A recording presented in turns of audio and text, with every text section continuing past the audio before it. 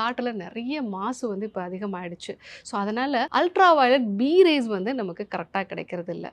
So அந்த B race கிடைச்சா தான் நமக்கு அது வைட்டமின் டியாக வந்து கன்வெர்ட் ஆகும். அதனால தான் இன்றைக்கி நிறைய பேருக்கு விட்டமின் டி குறைபாடு இருக்குது. இப்போ எல்லாருக்குமே ஃபேட்டி லிவர் அப்படிங்கிற ஒரு விஷயம் எக்ஸ்ட்ராவே வந்து ஸ்கேன் ரிப்போர்ட்டில் வந்து கொடுக்குறாங்க.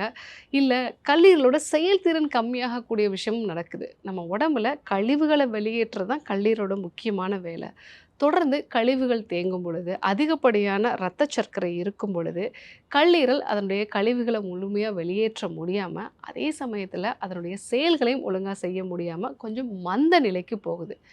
அதனால தான் நிறைய பேருக்கு இந்த வைட்டமின் டி குறைபாடு வந்து உண்டாகுது. சிறுநீரகங்கள் சார்ந்த பிரச்சனை இருக்கக்கூடிய நபர்களுக்கும் இந்த நிலை தான் வந்து உண்டாகும். அது ஆக்டிவான ஃபார்மாக மாறுறதில்ல.